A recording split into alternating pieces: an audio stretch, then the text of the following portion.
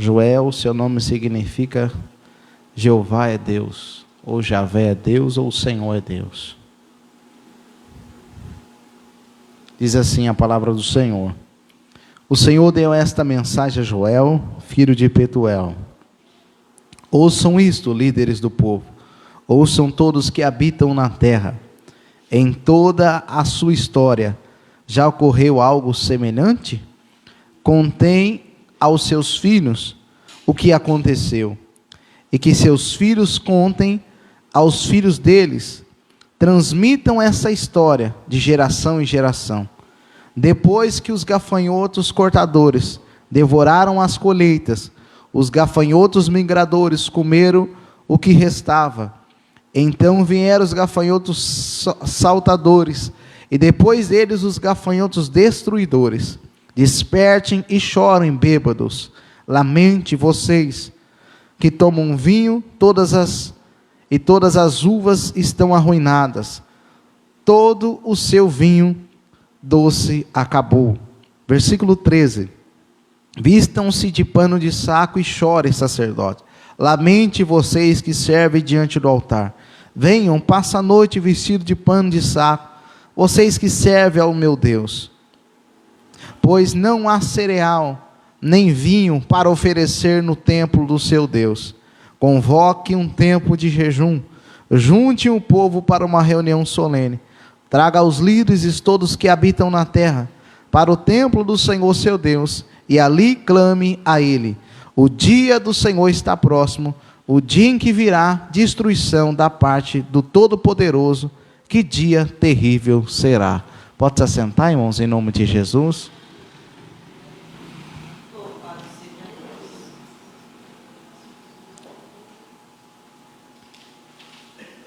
Fosse dar um tema para essa mensagem, irmãos, seria o chamado ao arrependimento e a restauração depois do arrependimento. Nós vemos que Deus levantou Joel para alertar o povo. E nós vemos o que estava acontecendo na vida do povo, ou seja, na vida da nação. Os gafanhotos tinham destruído tudo da colheita do povo. Após o povo sofrer com uma praga de gafanhoto, Deus chama o povo ao arrependimento e avisa que o dia do Senhor está perto, dia que viria como um exército bem preparado para destruir tudo. Então já tinha sido destruído a colheita pelo gafanhoto, agora havia um exército que ia destruir tudo, simbolizando o dia do Senhor. E novamente Deus chama o povo ao arrependimento, para ser livre do exército que viria para destruir, e para que Deus pudesse restaurar o seu povo.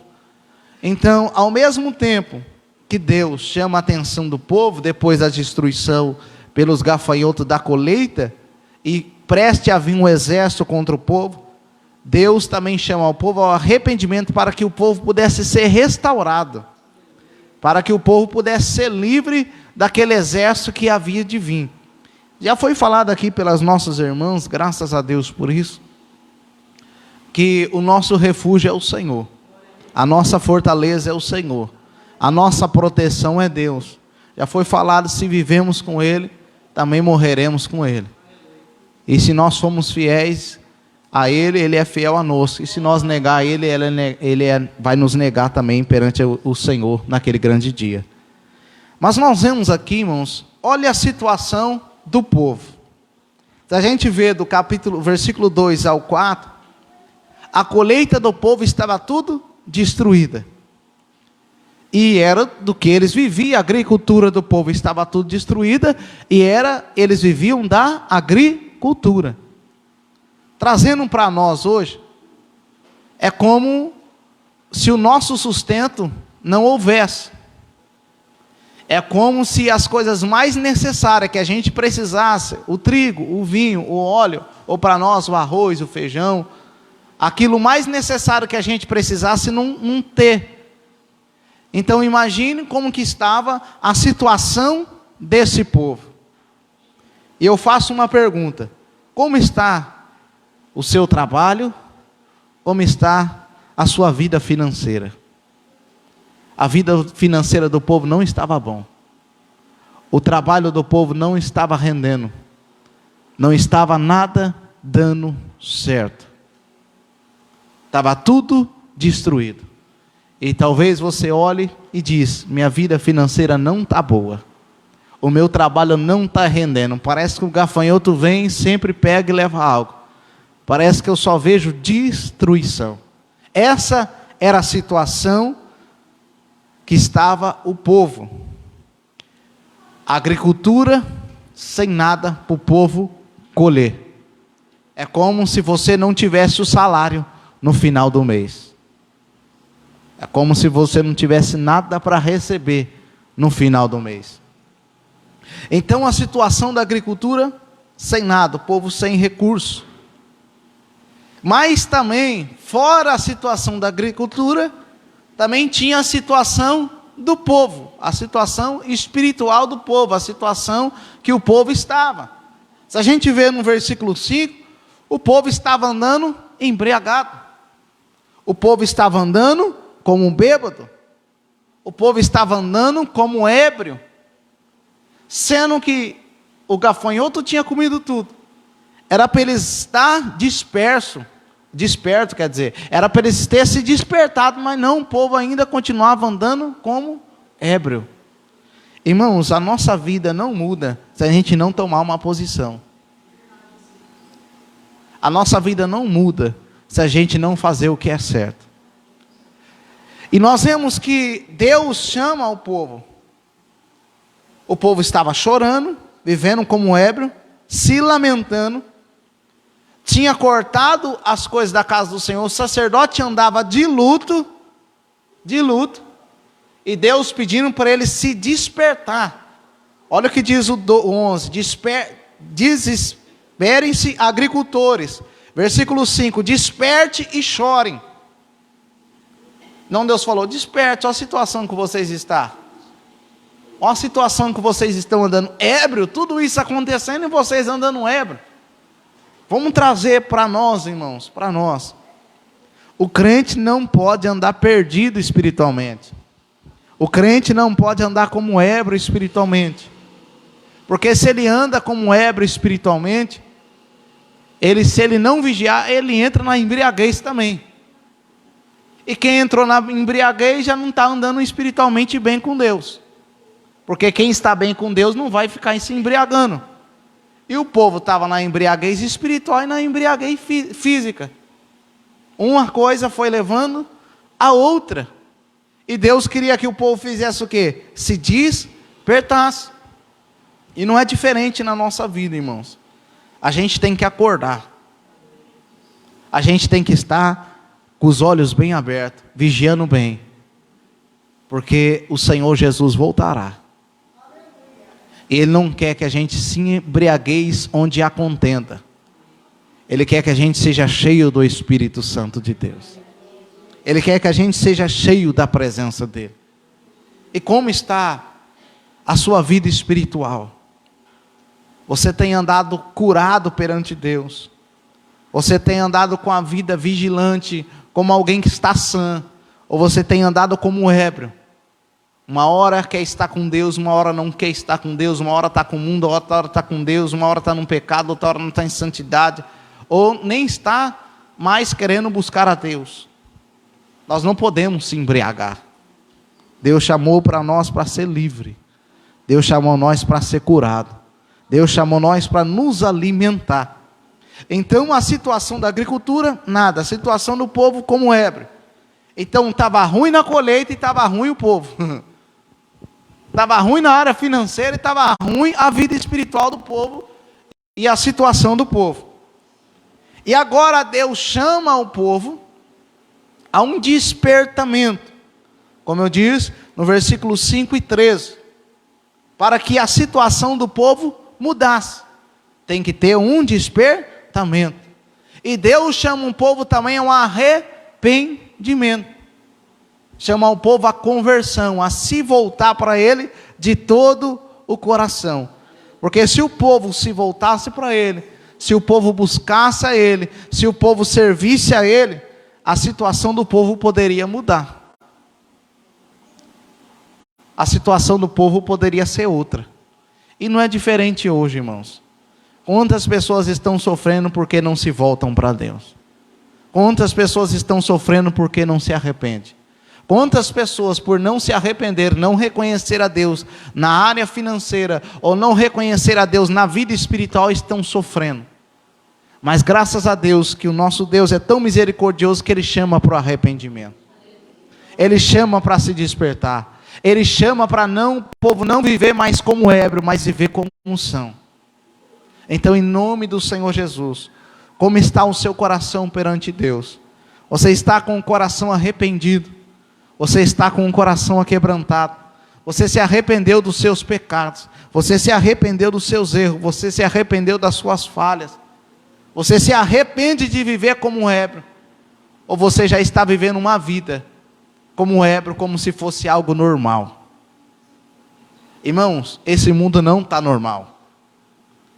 Esse mundo está cada vez indo de mal a pior. E nós não podemos viver como um ébrio. Nós temos que viver como são. Nós não podemos viver longe de Deus, porque a qualquer momento eu e você podemos ser levados por Deus. Nós não podemos viver afastado do Senhor. Nós não podemos viver com um coração cheio de mágoa, cheio de rancor. Nós não podemos viver sem estar com o coração arrependido.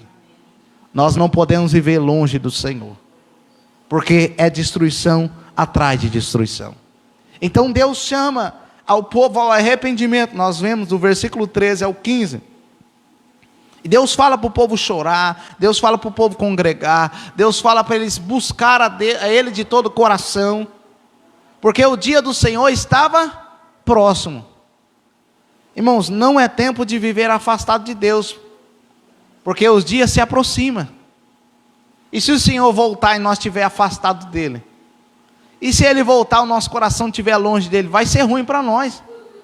Vai ser ruim para a nossa vida. Se Deus voltasse, aqui nesse momento Jesus ainda não tinha morrido, mas se de repente Deus resolvesse recolher aquele povo estava vivendo uma vida longe de Deus. E se de repente Deus resolve recolher eu e você? Como está a nossa vida perante Ele? Como está o nosso coração perante o Senhor? Então Deus chama o povo ao despertamento e ao arrependimento. E lembra, a situação do povo financeiro destruído, situação do povo vivendo espiritualmente como ébrios e embriaguez também na vida. E Deus chama o povo ao despertamento e ao arrependimento.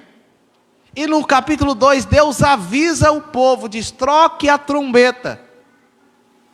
Por quê? Porque ia vir agora um exército. E esse exército não ia destruir a colheita. Esse exército agora ia destruir o povo. Se o povo não se voltasse para Deus, não clamasse a Deus, a destruição agora não ia ser mais no financeiro, agora ia ser na vida deles. Irmãos, e quantas pessoas estão sendo ceifadas longe de Deus? Quantas pessoas? Deus avisa, Deus chama, Deus toca a trombeta, mas diz: eu não quero Deus. E no final morre longe de Deus. Mas Deus dá um aviso para mim e para você. E o aviso dele é a palavra dele para nós. Se voltem para mim de todo o coração, porque a minha vontade é que quando eu voltar, vocês não estejam longe de mim, mas que vocês estejam comigo, para que eu possa levar vocês aonde eu estiver, ou para mim mesmo.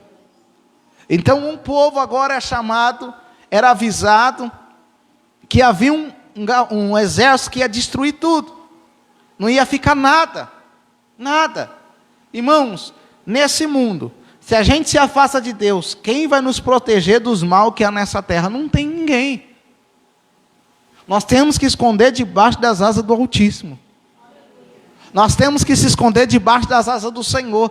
Você pode ter um caixa forte, você pode ter dinheiro guardado no banco, você pode ser o maior famoso que for, se Deus não vigiar, ou se Deus não guardar, a sua vida é ceifada. Se Deus não guardar, se Deus não livrar, não adianta. Então por isso que eu e você devemos estar na presença de Deus. Por isso que eu e você devemos estar servindo ao Senhor. Você pode ter o que for no banco, irmão, mas não garante a tua vida. Você pode ter o recurso que for, mas esse recurso não salva. O que salva é Jesus. O que nos protege é Deus. Porque o povo tinha, gafanhoto comeu. O povo tinha, o exército ia vir agora destruir, agora casa tudo. Se não tiver a proteção de Deus, irmão, nós trabalhamos em vão. Se não tiver a proteção de Deus, nós vigiamos em vão. Então o melhor de tudo é estar com o coração se voltado para Deus. O melhor de tudo é estar com o coração arrependido, estar com o coração na mão de Deus. E Deus também chama o povo à conversão. O povo precisava rever seus conceitos, rever seus caminhos e se voltar para Deus. Nós vemos no capítulo 2, do versículo 12, Deus diz: por isso o Senhor diz, volte para mim, ou se convertam-se. Volte para mim de todo o coração. E venha a mim com jejum, choro e lamento. Não rasgue as roupas em sinal de tristeza. Rasgue o coração e volte para o Senhor, seu Deus. O povo tinha a mania de quando eles iam se lamentar, ou se quebrantar, ou chorar, ou jejuar, eles rasgavam as vestes. Deus falou: não, vocês estão rasgando a veste, mas não está rasgando o coração. Eu quero que vocês não rasguem as vestes, mas rasguem o coração. O que é rasgar? É se abrir mesmo para Deus. É deixar Deus mesmo fazer morada, é se voltar para Deus com um coração voluntário e arrependido. Volte para mim de todo o coração. Então é uma conversão. Deus está chamando o povo a uma conversão a Ele. Irmãos, isso é tremendo, porque eu vou mais lá para frente, mas só para a gente entender. Se o povo se volta para Ele, o povo ia ter colheita de novo. Se o povo se volta para Ele, a vida espiritual do povo ia mudar. Quando a gente se volta para Deus, Deus cuida da nossa vida financeira também, irmão. É claro, a gente tem que trabalhar, fazer a nossa parte, vamos trazer mais, Ele abençoa o nosso trabalho. Porque a colheita do povo era o trabalho do povo. Se o gafanhoto comeu, cadê o trabalho do povo, o salário do povo? Quando a gente se volta para Deus, é fiel a Deus, irmão, nosso salário não está no sactel furado, nosso salário está na mão de Deus. E quando está na mão de Deus, Ele cuida da gente. E até aquilo que parece ser pouco, Ele faz ficar muito. Então Deus cuida da nossa vida, Deus cuida das nossas finanças, Deus cuida daquilo que a gente precisa. Deus traz o alimento, já foi testemunhado. Então aqui o povo estava sem o alimento. O sacerdote já não tinha mais oferta, já não tinha mais pão, já não tinha mais o trigo, o óleo, o vinho. Tudo que era mais necessário na época, o povo já não estava tendo mais. Talvez você fala: pastor, parece que está querendo faltar as coisas mais necessárias na minha casa. Irmãos, se volta para Deus. Se volta para o Senhor. Vamos buscar a presença e a face dEle. Porque só Ele pode resolver e mudar a situação. Nós trabalhamos, fazendo a nossa parte, mas quem vai dar rendimento àquilo que nós faz é Deus. Irmão, quem multiplica ainda continua sendo Deus. Quem abençoa a nossa vida continua sendo o Senhor. Alguém que não serve a Deus pode até trabalhar 24 horas e ganhar dinheiro, porque ele está dando a sua vida para aquilo. Está servindo a mamão, mas não está servindo a Deus. Agora o servo de Deus, irmão, ele tem que servir a Deus, trabalhar sim, mas servir a Deus. Porque não adianta um servo de Deus ser igual a alguém que não serve a Deus. Porque não vai dar certo, irmão. Deus chamou você para servir a Ele. Se você aceitou Ele, agora a sua vida é dele. Agora quem vai cuidar de você é Ele. Agora quem vai fazer prosperar na sua vida vai ser Ele.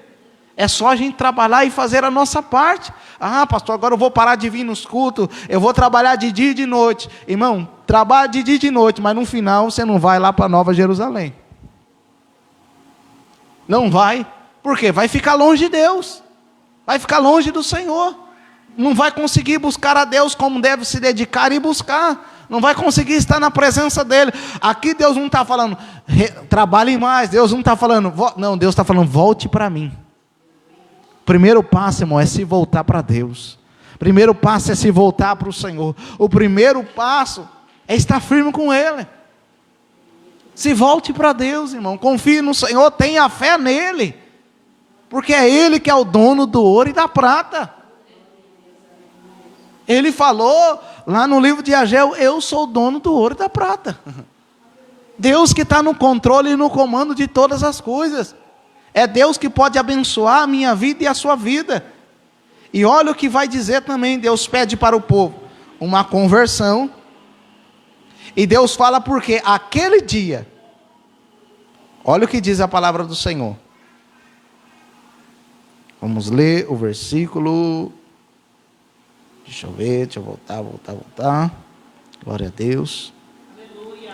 Versículo 15. Toque a trombeta em Sião, convoque um tempo de jejum, reúne o povo para uma reunião solene. Reúne a congregue todo o povo, os anciões, as crianças e até os bebês. Chame o noivo de seu aposento e a noiva do seu quarto. Que os sacerdotes que servem na presença do Senhor chorem entre o pórtico do templo e o altar. Que façam essa oração: poupa o teu povo, Senhor. Não permitas que a nação que pertence a ti se torne objeto de zombaria. Não deixe que seja motivo de piada para as nações que dizem: onde está o seu Deus?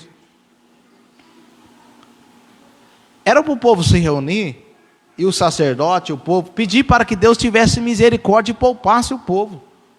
Para que o nome de Deus não fosse motivo de chacota ou de piada ou de zombaria. Irmãos, a gente tem que pedir para o Senhor nos poupar, nos dar livramento. Pedir para o Senhor nos livrar. Pedir para o Senhor nos guardar. Pedir para o Senhor nos proteger. Pedir por amor ao nome dEle. Ele não deixa o nome dEle ser envergonhado, nós ser envergonhados por amor ao nome dEle. Era isso, para o povo voltar e pedir para Deus ter misericórdia. Pedir para Deus poupar o seu povo. Pede para Deus poupar a tua vida. Pede para Deus poupar o povo dele. Pede para Deus poupar a igreja, poupar os irmãos, poupar as pessoas para a glória de Deus. Porque senão o exército ia vir e ia destruir tudo. Não sei se você já está entendendo. Eu expliquei a situação do povo. Eu expliquei o que o povo deveria fazer. Primeiro, a situação do povo.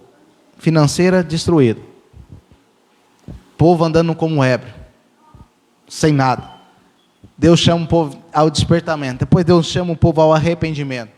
Depois Deus avisa o povo e chama o povo à conversão.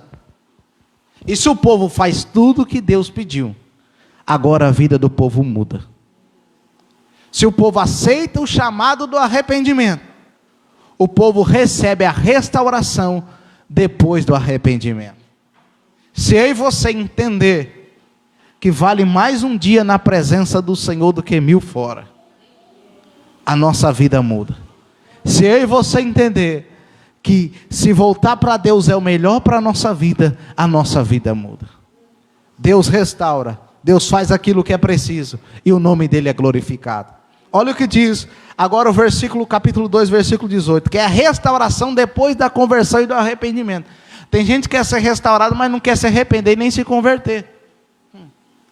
Deus não vai, irmãos. Deus, pelo contrário, Ele nem vai ouvir nossa oração. Ele falou para o povo: vocês choram aí, vocês podem chorar, vocês cobrem meu altar de lágrimas, mas eu não vou ouvir a oração de vocês, ou seja, eu não vou responder, eu não vou abençoar. Por quê? Porque vocês não se arrependeu e não se converteu. O segredo, irmão, é conversão, é arrependimento. Se não tiver arrependimento e conversão, você vai ficar orando um ano inteiro. Deus vai falar: eu não vou responder, porque você não se arrepende, você não se converte. E Deus está preocupado com a nossa vida com Ele. Pode ver que Deus fala: se volte para mim. Deus quer uma conversão a Ele, irmão. Porque mais do que as nossas bênçãos, mais do que casa, carro, família, mais do que tudo, Ele quer a nossa vida. Ele quer eu e você na presença dEle. Ele quer que nós estejamos com a vida íntima perante Ele. Ele quer que nós estejamos em intimidade perante Ele. E às vezes a gente pensa, não, Deus está querendo tocando meus bens, porque Deus quer meus bens. Deus está pedindo para me ofertar, dizimar, porque Deus quer meu dinheiro. Deus está pedindo para mim fazer isso, aquilo, porque Ele quer minha casa. Não, Deus quer você. Onde está seu coração e está seu tesouro. Lembra do jovem rico? Eu guardo todos os mandamentos. Não, eu guardo. Jesus falou, está falando então numa coisa. Está faltando você tirar seu coração do dinheiro. Vende tudo que você tem, dá aos pobres, vem, terá um tesouro no céu, vem e me segue, e terá um tesouro no céu. O que ele fez? Ficou triste e se afastou. Deus estava querendo o dinheiro dele? Não. Jesus estava querendo dinheiro? Não. Jesus estava querendo o coração dele. Jesus estava querendo a vida dele. E é isso que Jesus quer, a minha vida e a sua vida. E às vezes nós não entendemos, irmãos. Porque Deus não está me abençoando, porque eu não tenho bênção, mas eu queria tanto ter bênção, ser abençoado. Aí Deus está falando, eu não quero te perder. Você não está entendendo. Você não está abençoado, mas você também não está comigo. Você não está entendendo. Você está querendo bênção sem um. E bênção sem o abençoador não é bênção. A bênção só é bênção quando o abençoador está junto. Depois que o abençoador sai, já se torna maldição. Foi o que aconteceu com o povo de Jerusalém. O povo tinha Deus, bênção. Te perdeu a Deus, virou uma maldição. Então a benção maior é ter Deus na nossa vida. A benção maior é ter um coração aquebrantado e arrependido. A benção maior é se converter e se voltar para o Senhor. A benção maior é servir a Deus de todo o coração. Deus quer a nossa vida, irmãos. Deus quer eu e você. Então vamos se voltar para Deus com o nosso coração. Vamos se voltar para Deus com a nossa vida. Mas eu não recebi a benção ainda, continua sendo fiel a Deus. Você já tem a salvação. Você tem a nova Jerusalém prometida para você. Você tem um novo céu e uma nova terra. Tem gente que nem salvo é ainda. Você já tem uma vantagem, não que a gente é melhor e maior. Mas você já tem uma vantagem, você tem a salvação, você tem a vida eterna. Você conheceu Jesus. E que é melhor bênção do que essa? Do que ter conhecido Jesus? Ter passado de condenado para salvo. Ter passado de condenado para justificado. E não foi nem pelo nosso poder, pelas nossas forças, pelo nosso dinheiro, pelo ouro, pelo prata, mas foi pela graça de Deus. Foi pelo sangue de Jesus derramado na cruz. Então depois...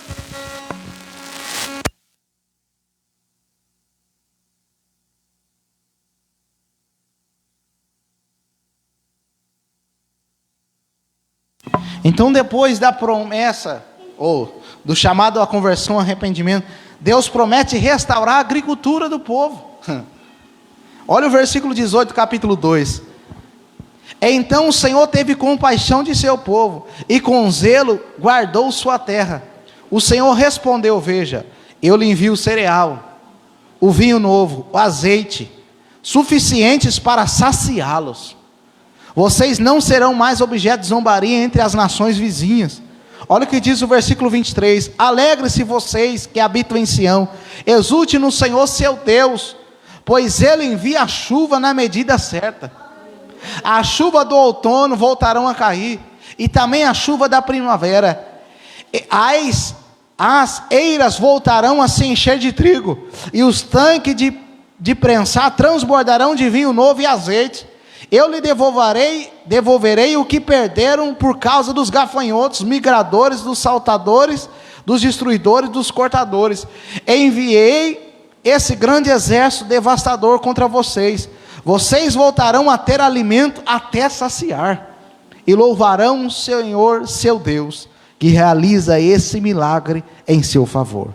Nunca mais meu povo será envergonhado. Então vocês saberão que eu estou no meio de Israel, que sou o Senhor seu Deus, e não há nenhum outro. Nunca mais meu povo será envergonhado. Olha o que acontece depois que o povo se volta para Deus e se converte. O alimento volta a chegar na mesa. Deus agora abençoa a agricultura do povo. Deus agora manda a chuva, porque o povo dependia da chuva para ter uma colheita boa. O povo dependia da chuva para que a colheita fosse certa. Então Deus tinha cerrado o céu. Deus tinha permitido a seca, e o povo estava sem nada. E que eu e você precisa, irmão, é da chuva de Deus sobre a nossa vida. É da bênção de Deus sobre a nossa vida. É de Deus dar uma ordem de dizer: eu envio o mosto, eu envio o óleo, eu envio o vinho. Agora eu lembrei de um testemunho, irmãos. Os irmãos sabem do que foi feito lá em casa. E certo dia eu orando, falei: Senhor, da onde vai vir um recurso? Da onde vai vir um recurso? Não, me perdoe. Eu disse: Senhor, já tem o que precisa, assim, um lugar para comprar, mas é agora, e o dinheiro? Aí eu abri uma palavra, caiu nessa palavra, Joel 2,18. O Senhor teve compaixão do seu povo, e com zelo guardou a sua terra. O Senhor respondeu: veja, eu lhe envio o cereal. Aqui eu já sabia que era providência. Para nós é providência. Deus falou: eu vou enviar a providência. E a providência no outro dia chegou. Então, irmãos, quando a gente se volta para Deus, Deus envia a providência. Quando a gente está com o coração no Senhor, Ele envia a providência. E além de restaurar a vida financeira do povo, a vida da agricultura do povo, o alimento que o povo precisava, ainda Deus promete levar o inimigo para bem longe. Ainda Deus promete livrar do exército inimigo que ia vir para destruir o povo. E como eu disse, é só Deus para nos dar livramento nessa terra, irmão. É só Deus. Olha o versículo 20. Expulsarei esse exército que vem do norte. Aqui já não era mais gafanhoto. Gafanhoto às vezes vinha do sul ou do leste. E os enviarei para uma terra seca, desolada. E os que estão na vanguarda serão empurrados para o Mar Morto, e da retaguarda para o Mediterrâneo. O mau cheiro dos corpos em decomposição se espalhará sobre a terra. Certamente o Senhor tem feito grandes coisas. Não temas, ó terra, alegre-se, exulte, pois o Senhor tem feito grandes coisas. Irmãos, Deus promete restaurar a vida financeira do povo. E Deus promete levar o inimigo para bem longe. Aquele mal que ia vir para destruir o povo, não ia destruir mais. Sabe, quando a gente pensa: e agora? Aquele mal pode vir sobre a minha vida. Vixe, e se de repente aquele exército ou aquela situação vir contra mim, nessa situação que eu estou, o que eu vou fazer? É buscar a Deus. A solução é o Senhor. Só Ele pode nos livrar. Só Ele pode nos guardar. Só Ele pode mandar o nosso inimigo para bem longe. Só Deus, irmão. Ele ia mandar para uma terra desolada e deserta, e o povo ia ficar livre. Ou seja, o inimigo estava vindo para a reta do povo, agora o inimigo ia para outro caminho. Deus é tão bom que quando a gente clama a Ele, Ele tira o inimigo da nossa vida, em nome de Jesus, e leva o inimigo para outro caminho. E eu creio, se a gente clamar a Deus, toda a situação contrária Ele pode colocar por terra. Toda a situação adversa Ele pode colocar por terra. E Ele pode destruir o inimigo da minha alma e da sua alma. Ele pode fazer o inimigo fugir de nós, se a gente resistir ao inimigo e fazer a vontade de Deus. E além de Deus prometer bênção financeira na agricultura, alimento, saciar o povo, além de Deus prometer livramento, Deus promete um tempo de avivamento espiritual. Porque o povo estava precisando. O povo estava precisando de um avivamento espiritual. Eu faço uma pergunta: será que nós não estamos precisando de um avivamento espiritual? Quantas vezes a gente dorme no culto? É o pastor, é a palavra, o pastor está pregando frio, o pastor...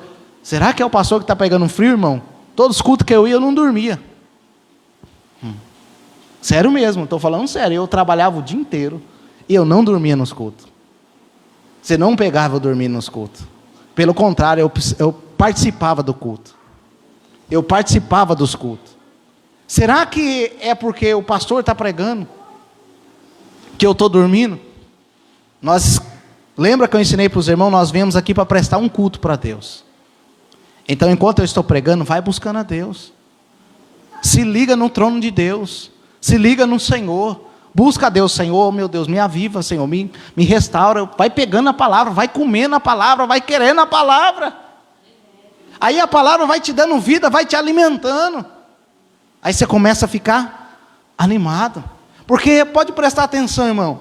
A gente dorme no culto, mas às vezes na frente do celular passa o dia e não dorme.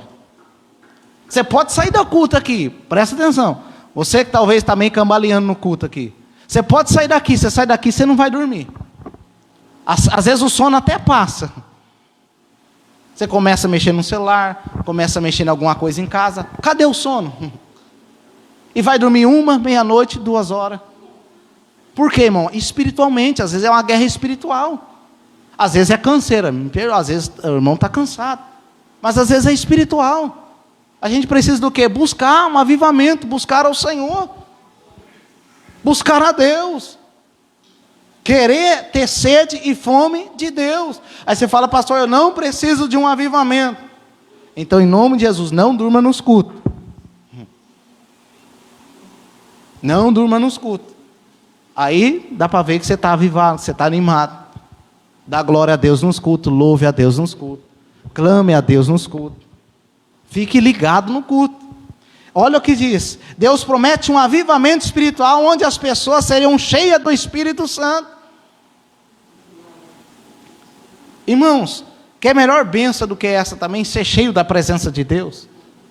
Ser cheio do Senhor, se encher de Deus, ser cheio do Espírito Santo de Deus.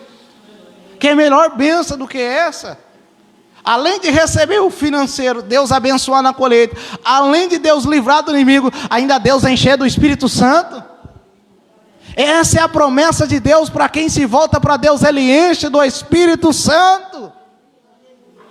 Ele enche da presença dEle. Pastor, não era isso que eu queria escutar. Eu queria escutar que Deus ia resolver a minha vida, que Deus ia me dar uma chave, que Deus ia entrar com bênção financeira. Quer bênção, irmão? Busca Deus. Ele tem bênção nas mãos dEle. Irmão, é tão simples, irmão. É tão simples, é só buscar Deus. É Ele que abençoa a nossa vida, irmão. É Ele que dá tudo que a gente precisa. Quando eu não servia ao Senhor, irmão, eu ficava com as minhas forças. Eu conquistava, eu tinha. Eu queria aquilo, eu ia atrás de tudo. Agora eu vi que não é desse jeito. E será que talvez você está querendo as coisas com a sua própria força? Você vai cansar. Porque agora você tem um Deus que luta ao seu favor.